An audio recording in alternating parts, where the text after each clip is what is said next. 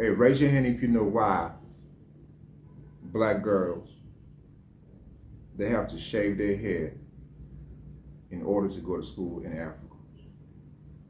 Young schoolgirls, they cannot attend school with long hair, with the afro, with locks. They do have literally to shave, they do have to become bald-headed in order to go to school. And even young boys, you cannot attend school if you don't erase your African hair. Listen carefully now, because the topic is about texturism, colorism, what is it called? Featureism and colonialism, because it's all linked.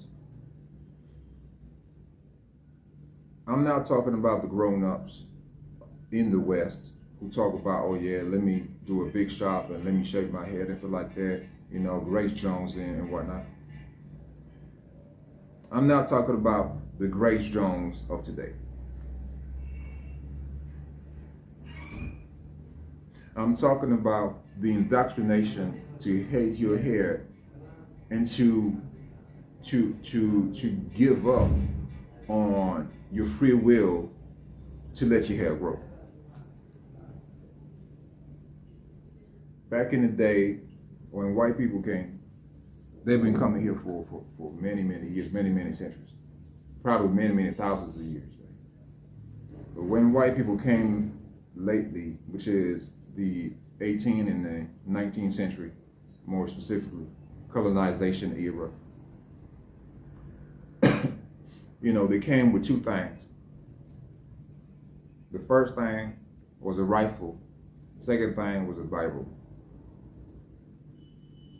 And they told us, you either take the Bible or the bullet. Now I'll give you 3 seconds to make a choice. And so those people who resisted, they had to fight for their integrity and everything like that. But and most of them, some of them died, right? Because a bullet against a spear, they know what happens next. The colonizers, they created what we call boarding schools. They did this in Australia, they did this in Canada, they did this in North America, you know what I'm saying? They took Native Americans. They took the natives everywhere that they found them. And they say, you need to come to this school, but you have to forget and erase everything about your identity, which is your name, your first name, your last name, your indigenous name, your indigenous culture, your indigenous practice, tradition, and especially your hair.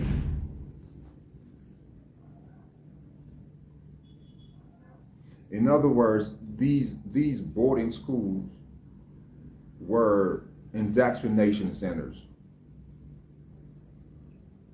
So that when the Europeans, they took children at the age 4.5, 5 years old, by the age of 15, these children, they became white people. Yes. And it's the same thing that happened in Africa. Why? Because you can't change the nature of the beast. So they created schools where if you wanted to be part of the, let's say the upper class, or have a social situation, you had to be taught by Christians, missionaries, and everything like that.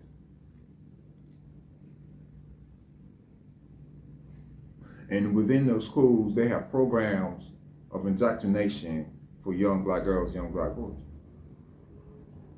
And the programs, they taught us self-hate, you know, change your name for a European name, and especially you need to shave your hair. if you want to attend school, learn alphabet, learn the European education, everything, you need to become bald-headed. So that was a colonization, period. And when African countries, they got their independence, they kept. So they organized the schools, the school system was pretty much the same. But now the teachers, they were not white Christians. They were black Christians, black people. They were us. And we kept the colonial tradition of shave your hair if you want to attend school.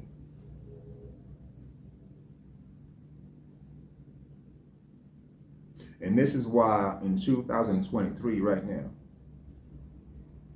you know, the beatings that's going on in the African schools, the way they beat children is ridiculous. It's almost the exact same techniques that the Europeans used on our forefathers and foremothers. You know, the beatings, the humiliation, and the corporal punishment, and, you know, the whoopings. It's going on right now in the African schools. It is going on right now. So the children, they're subjected to the same brutal education process as in the colonial time. The new colonizers, and the new Peckerwood, the new predator is a black man and black female adult now. This is why in African schools today, if you want to attend the school, you need to shave your hair. We cannot see any thickness, any style, any length. It has to be, you know what I'm saying, flat. And the reason, the, you know, justification that these people give is, oh no, you know what I'm saying, oh no, a young girl, if she has long hair and everything like that, young black girl, if she has long hair, you know, she will be distracted and she will not learn properly.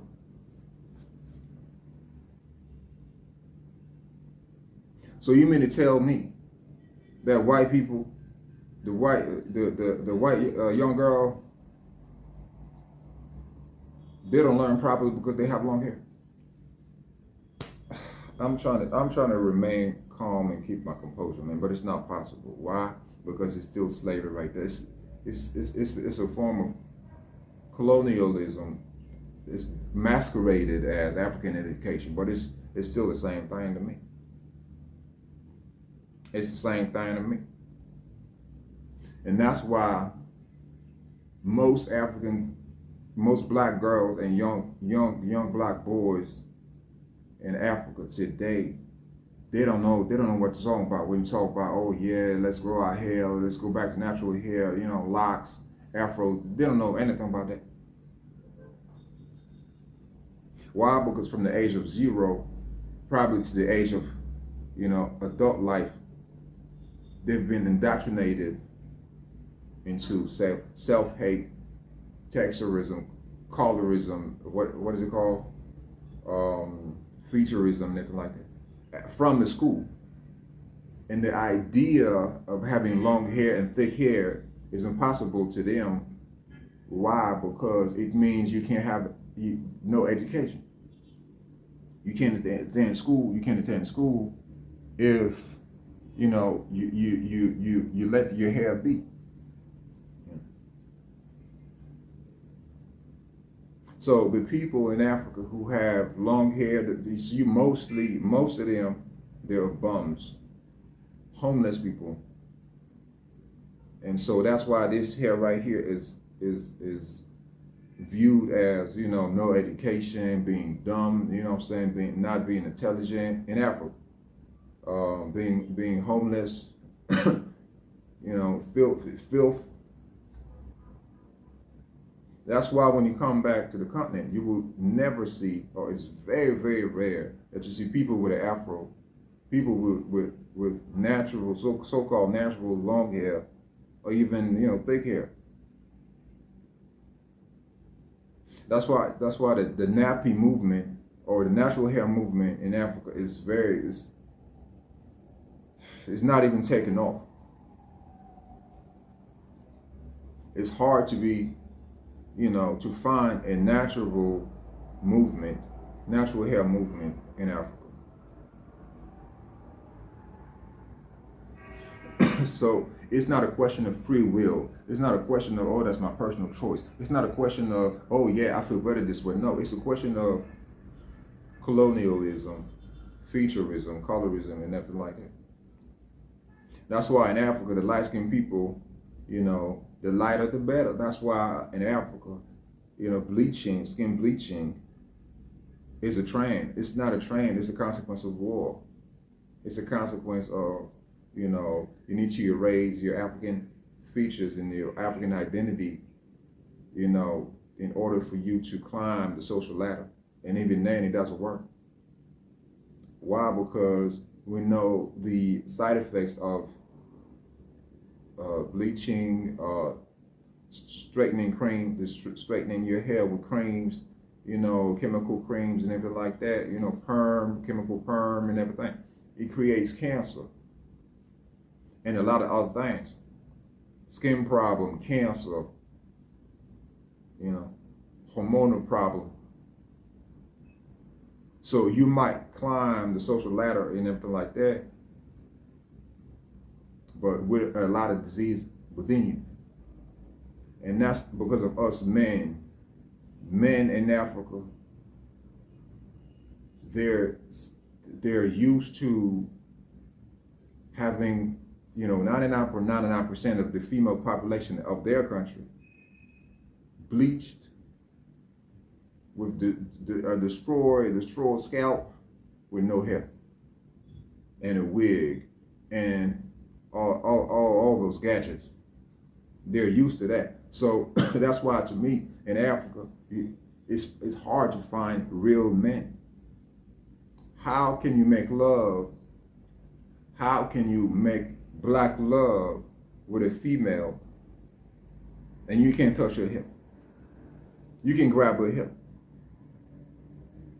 You grab some plastic gadget. How sensual is that? How sexual is this? When you look at males in Africa, black African males in Africa, all of them, they have wives and daughters and sisters and mothers and aunties and colleagues and everything like that, and friends, female friends. 99.99% of them, they have no hair. They have plastic hair. They have so-called Brazilian hair, Indian. Can't you have your African hair? Can't you have your African hair talking about, oh yeah, I have my Brazilian hair. I have my Indian hair. I have my Chinese hair. Why don't you want to have your African hair? Because it's a consequence of war. It's not a question of free will and free choice and everything like that. So that's why, to me, it's hard. It's hard to change the situation because it's because of the males. You know what I'm saying? The males, the black males in Africa, and you're gonna tell me, yeah, it's the same thing overseas. That's not what I'm talking about. I'm talking about the continent right now. I know it's the same thing. So basically, I should say, that's why I say black people.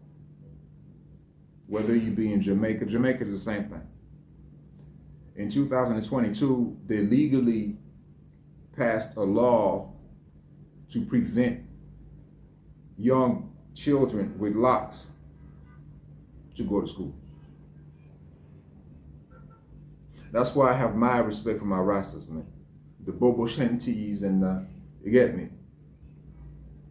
And the tribe of Judah and I forgot the last tribe. We got 3 tribes. They have my utmost respect, man. Why? Because if we're wearing locks today, it's because of them. It's because they fought. You know, back in the day in Jamaica, in the 40s, 50s, if you had this, people would shoot you. The police will come in and kill you right now on the spot. For real.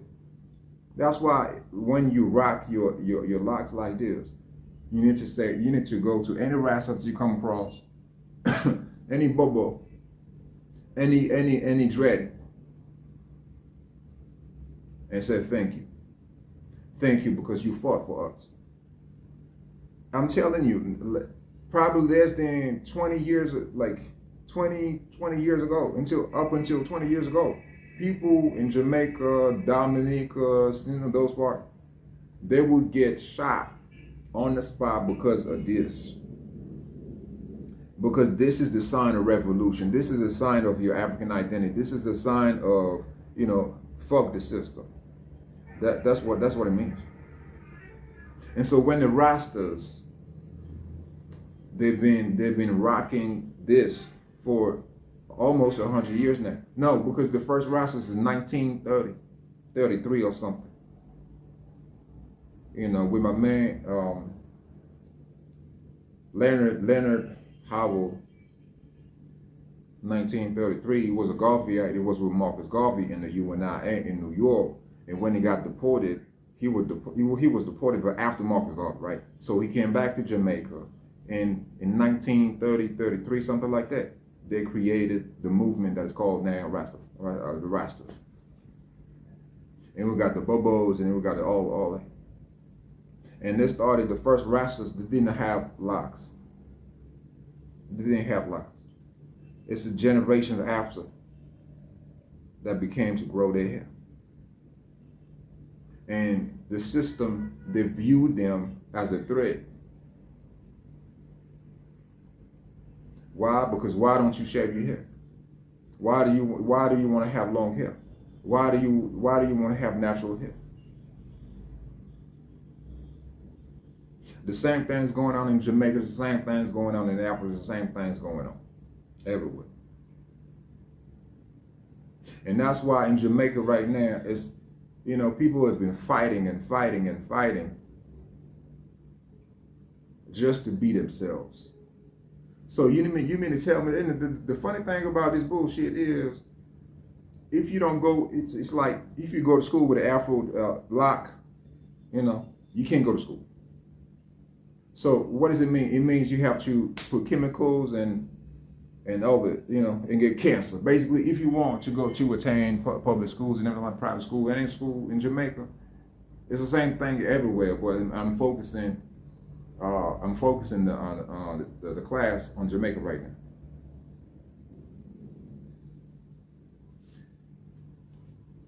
You can't have an education if you remain yourself. Okay, that's fine. That's fine.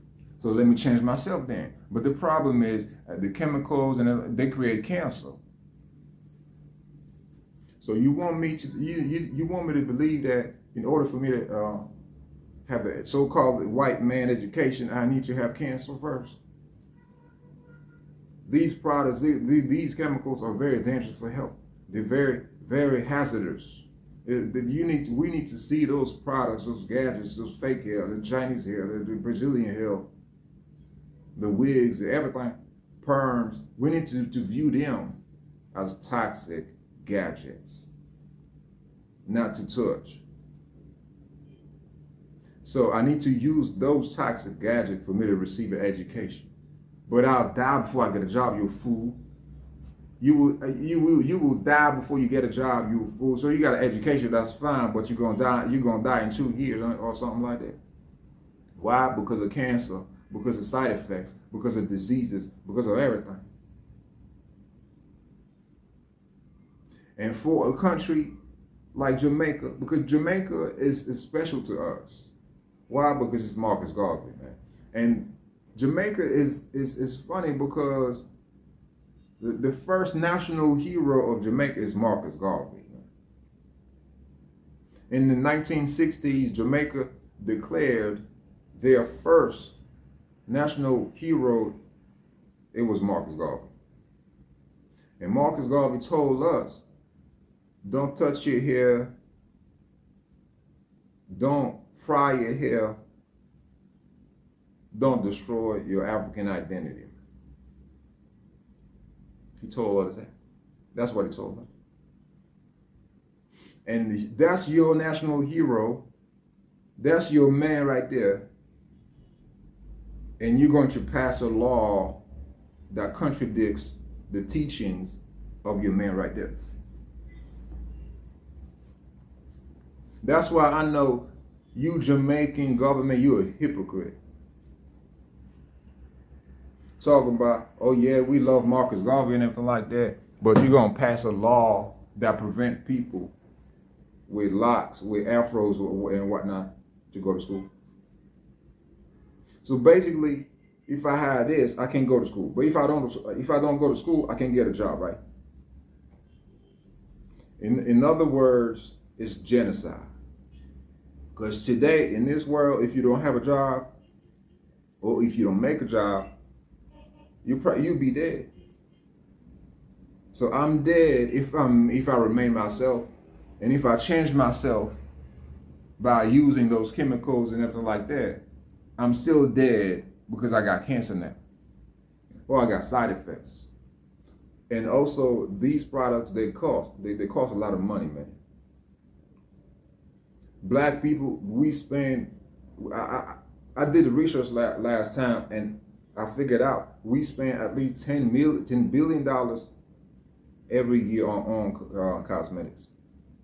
$10 billion every year. We could create a lot of hospitals. We could create a lot of institutions. We could create a lot of things with this. But no, you talking about you need to change your hair for you to go to school. Now, not even change your hair. You need to apply toxic chemicals to your hair. And that's why, these governments, it's colonial, it's the heritage of colonial times. You cannot have Marcus Garvey as a hero and think like this. It's not possible. Bleaching your skin should be illegal. Why? Because it's so dangerous and it's so stupid and it's anti-life. It should be bleaching and perming and the wigs and all these gadgets.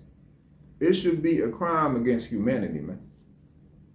We should pass a law talking about, we should call this law the last professor law, and we should say any person, especially black person, who use perm, wig, you know what I'm saying, chemicals, it should be a crime against humanity. And the job, and also the reason why we do this is because we need a job. And the other reason is men, they prefer, some men, right?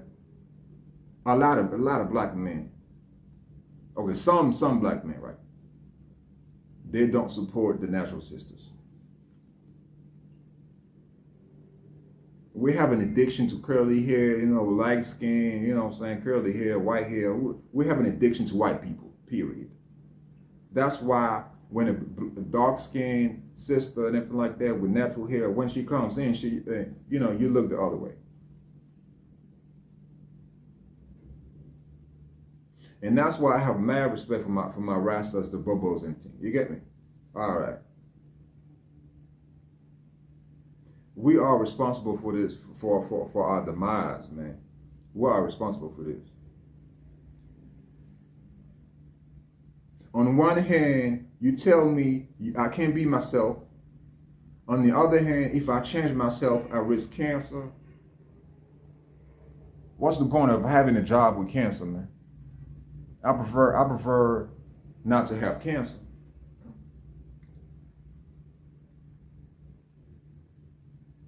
And so the thing is, when you look at Jamaica and Zimbabwe, all the English, especially the English-speaking black nations, the lawyers and those people who work at the court, right? They have a white wig. They have a white wig like this. Why? Because the tradition. The tradition of the English people, in order to symbolize the higher class and the higher echelon of society, they would dress like ancient Egyptians. And they would put on a white wig to symbolize royalty, power, and everything like that. Some of them were Freemasons, so they had connection to ancient Egypt. They had stolen the legacy of ancient Egypt, and they put certain elements to create Freemasonry. You know, so the British people in the 19th century, to look more serious, you had to put on a white wig as a white man. And so when those people that came over to Africa and colonized the whole planet, they told us, this is how you must look if you want to look serious. So we did the same thing. But when they did this, it was to copy us. It was to copy this guy. So when they came over, we forgot that this guy was us. We forgot our civilization. And so we started to copy, to emulate the Europeans, the Englishmen. So that's why nowadays in Jamaica, you know what I'm saying, Barbados and Zimbabwe and, you know, Ghana, if you are a lawyer, a man of law, you need to put on a white wig like a pickle would. So basically you're imitating an imitator of you. Instead of being you, you want to copy someone who wants to be you, man. That's why this world is so messed up. If you don't know history, man, if you don't learn history, if you don't read books, if you don't travel and everything, you will fall for the trick. You will always fall for the trick, and I will always be here to teach you. I can't do all the reading, man. Every black person should read. Every black person should know black history by heart. Every black person should fight against colorism, texturism, futurism, and colonialism, man. Talk about, oh, colonialism is the past. No, it's not the past. It's the same thing we're doing right now. From the corporal punishment, the physical punishment, the beatings at school, the beatings at the house, the rapes, the incest, the PTSD, from the white wigs, from the real wigs, from the Brazilian hill, the Chinese hill, the Indian hill. What about African hill? You can't be yourself and attend school because of what white people did 2 centuries ago. And you talk about, oh, it's the past. So if it's the past, why is it still going on then? If it's the past, why is it still going on? That's a serious question. That's why Marcus Garvey was the best that ever did it. That's why when I went to Jamaica, right? I went to Jamaica a long time ago. My only focus, my only concern was Marcus Garvey. I went to his house where he was born. I went to the UNIA. Hey, that's a message. Hey, my Jamaican family, man. Hey, we there, man. We there. All right. What's I go on, blood? You get me? My Jamaican family. This is a message to my Jamaican family, man. When I was in Jamaica, the Prime Minister his name was Bruce Golding, and his son is my man Stephen Golding, man. Steve, man, it's been a minute. Hey, my Jamaican family, send this to my man Steve Golding. It was the head of the UNIA, the Jamaican UNIA division. And my man Steve was my man during my Jamaican trip. And what I saw, it was like a double-edged sword.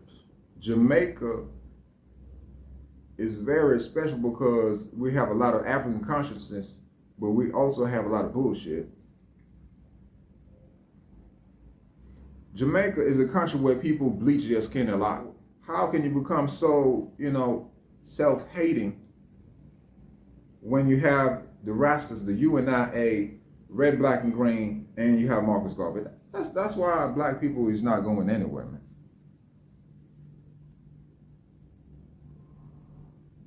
We have our heroes and sheroes, and we have all the examples and role models and like that. We're still doing the same thing that we did on the plantation. That's why I know it's not over.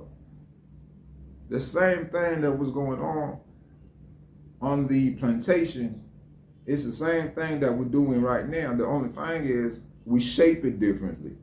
We name it differently.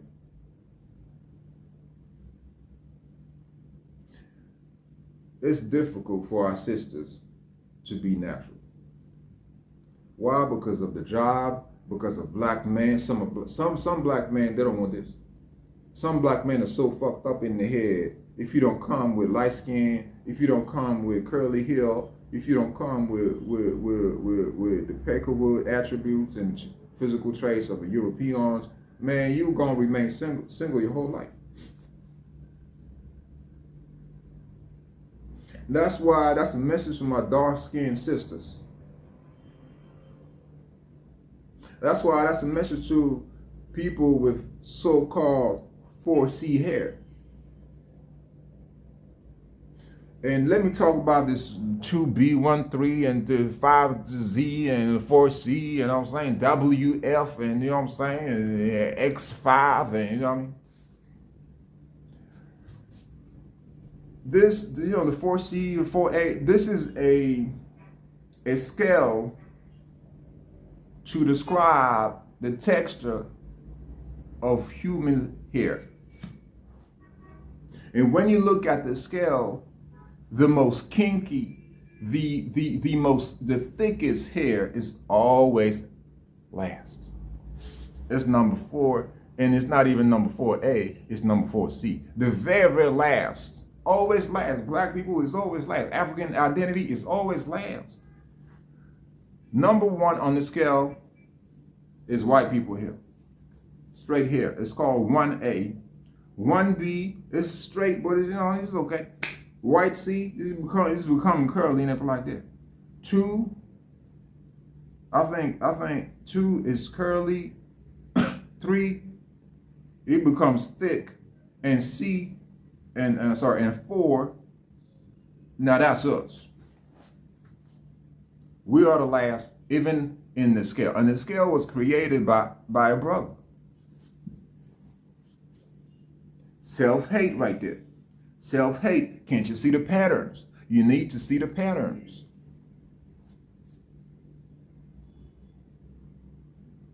Everything that we do has a connection to colorism, colonialism, texturism, and I forgot the last word.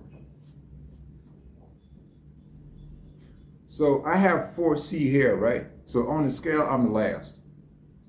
But in my mind, I'm the first because I'm the original man, a black woman. The native of this planet is us. So we should be first everywhere. We should have the reflex to put us first. Why? Because that's what we are. Our hair is the template of human hair. It's like we are the first. That's okay. But a black man, he created this scale, and he put himself last.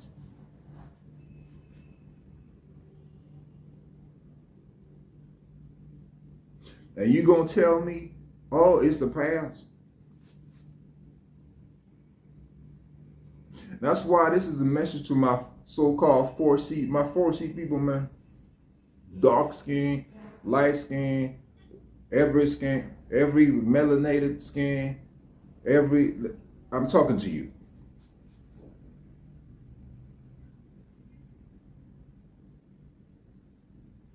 This is a message of support. When you come back to the continent, you will probably be the only one on the streets with your hair.